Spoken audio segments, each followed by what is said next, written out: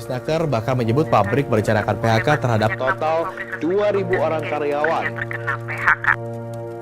Mereka datang sebelum matahari terbit, seperti yang sudah mereka lakukan selama bertahun-tahun. Namun, pagi itu berbeda. Pabrik tempat mereka bekerja sudah tutup. Di berbagai kawasan industri Indonesia, kejadian seperti ini semakin sering terjadi. Ini bukan masalah yang muncul secara tiba-tiba. Kondisi ini terbentuk dari berbagai persoalan yang terus menumpuk selama bertahun-tahun.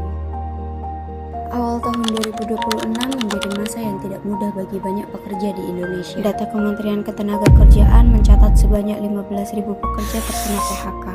Dari Januari hingga Maret sebanyak 8.000 orang, lalu bertambah 7.000 orang pada April atau 43,9%. Yudhistira memprediksi PHK bisa mencapai 100.000 orang. Akibatnya, sebanyak 67% perusahaan tidak memiliki rencana untuk merekrut tenaga kerja baru. Bahkan, sekitar 50 perusahaan lainnya juga tidak memiliki rencana untuk ekspansi selama 5 tahun ke depan. Di tengah meningkatnya PHK, BPS justru mencatat ekonomi Indonesia tetap tumbuh. Dalam kajian ekonomi politik, muncul pertanyaan penting. Jika pasar berjalan tanpa campur tangan negara, keputusan ekonomi seringkali hanya berfokus pada keuntungan jangka pendek. Karena itu, konsep developmental state menekankan bahwa negara perlu berperan aktif dalam mengarahkan pembangunan ekonomi. Negara menentukan sektor yang perlu dikembangkan, mendorong investasi, meningkatkan kualitas tenaga kerja, dan menciptakan lapangan kerja agar pertumbuhan ekonomi dapat dinikmati oleh masyarakat secara lebih merata. Presiden Prabowo menyebut Indonesia selama bertahun-tahun mengekspor kekayaan alam dalam bentuk mentah, tetapi nilai tambahnya hanya dinikmati negara lain, bukan negara sendiri. Di sisi lain, industri padat karya seperti tekstil, garmen, dan alas kaki menghadapi tekanan akibat kenaikan biaya produksi dan serbuan produk impor yang murah. Kondisi ini menunjukkan bahwa hilirisasi belum cukup cepat menjawab gelombang PHK yang terjadi saat ini. Pemerintah menjanjikan 276.000 lapangan kerja melalui 18 proyek hilirisasi. Tetapi, sebanyak 100.000 pekerja justru kehilangan pekerjaan.